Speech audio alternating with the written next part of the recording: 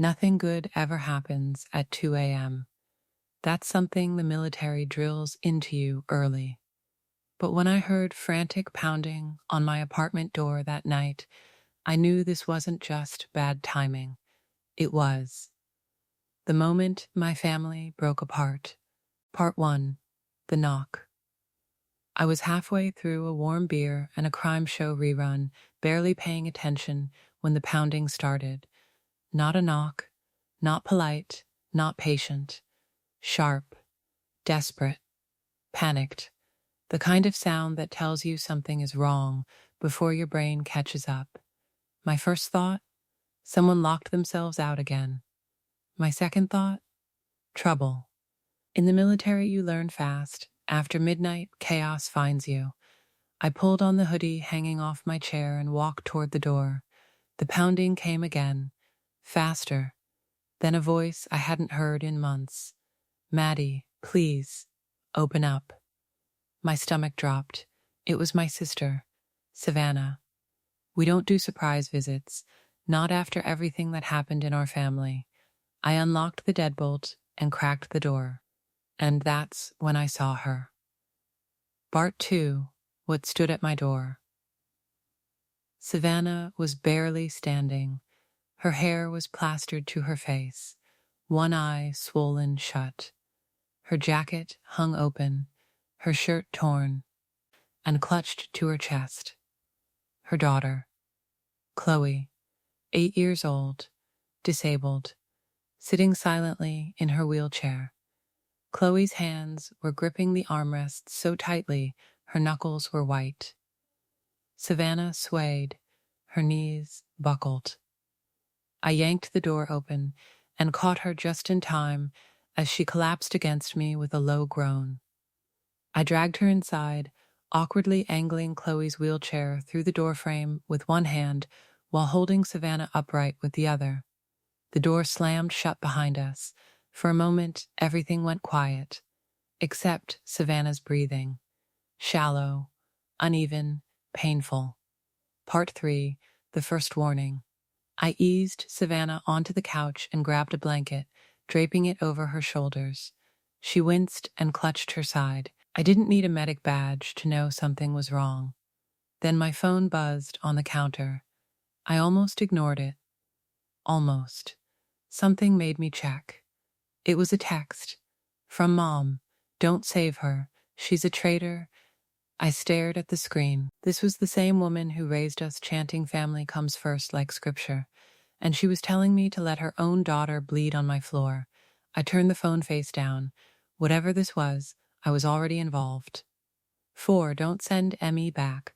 I crouched beside Savannah. You're safe now, I told her. Sit here. Chloe didn't say a word. She just held on to a silver necklace. Old, worn, familiar. Our grandmother's. I hadn't seen it in years. Chloe clutched it like it was keeping her alive. Are you hurt? I asked her. She shook her head. Savannah's lips were pale. There was blood on her chin. Don't call Mom, she whispered. I nodded, wasn't planning to. I grabbed my first aid kit, habit from years in military police, and carefully cut away the loose threads of Savannah's shirt.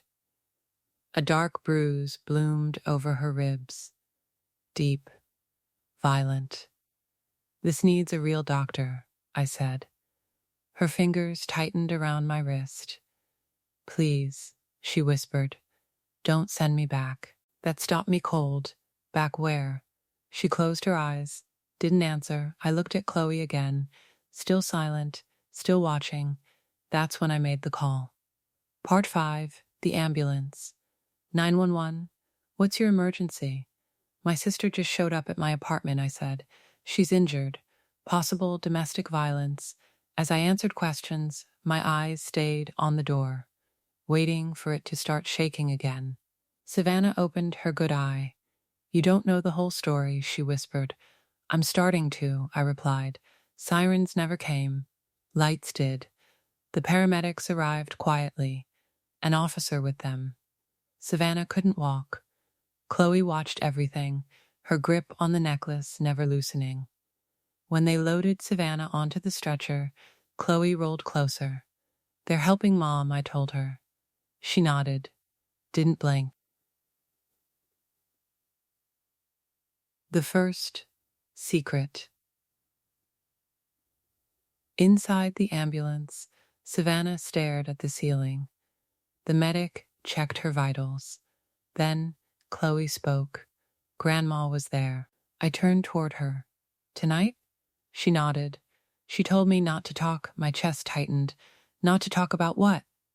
Chloe swallowed. Kyle. Savannah's hand twitched. The officer leaned in. Kyle is the suspect? Savannah whispered, don't tell them yet.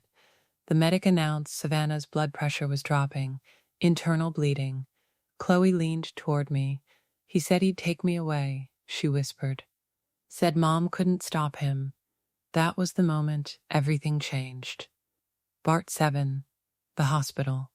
The ER was blinding. Savannah had cracked ribs, a possible fracture, bruising consistent with repeated trauma. In plain terms, she'd been beaten. The doctor asked if she wanted to file a report. Not yet, Savannah said. Chloe stared at the curtain. I sat closer. You're safe here. She searched my face like she wanted to believe me. Then the officer returned. I'll need statements when you're ready. Savannah nodded. I felt it then. She was holding something back. 8. The betrayal. When Savannah finally spoke, her voice was barely above a breath. Kyle's been taking Chloe's disability checks. My jaw clenched. He says it's for the house. It's not, I said. She shook her head. Mom knows.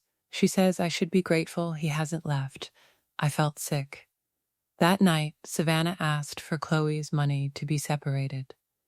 Kyle laughed, called her stupid. Mom sat there drinking tea. Then he shoved her into the counter. Something cracked. When Savannah tried to leave, Mom blocked the door. Told her if she walked out, she was on her own. No money, no family, no help. And still, Savannah came to my door. 9. I stopped asking permission. I switched from sister to officer. Savannah signed a power of attorney. I started tracing the money. Vegas resorts. Florida condo deposits. Sporting goods stores. Not 1 cent for Chloe. Then my phone buzzed. Stick your nose in this and you'll lose your stripes. Kyle. Screenshot. Saved.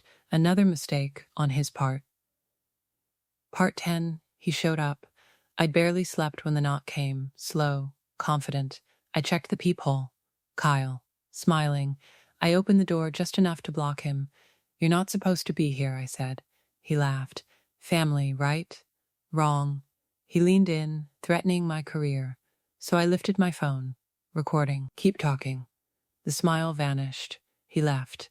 I locked the door and transferred the audio. Part 11. Courtroom war. Kyle filed for emergency custody, claimed Savannah was unstable, unfit, lying. We walked into court with medical records, bank statements, recordings, witnesses. My mother sat beside him. Pearls. Pastel blazer. Perfect mask. The judge listened, then heard the audio. He didn't smile. He didn't need to. Part 12. The trap shuts. Witnesses testified. Timelines aligned. Kyle contradicted himself. The judge leaned back. Temporary full custody to Savannah. No visitation. Funds redirected. Protective order enforced. Kyle's face collapsed. My mother didn't look at him. Outside the courtroom, Savannah exhaled like she'd been drowning. For the first time, she was breathing. Part 10. Aftermath. The VA opened a fraud investigation. Kyle lost his benefits. Federal charges followed. My name was cleared. Chloe moved into a new home with a ramp and wind chimes. She slept through the night. No nightmares. One evening, she handed me the silver necklace.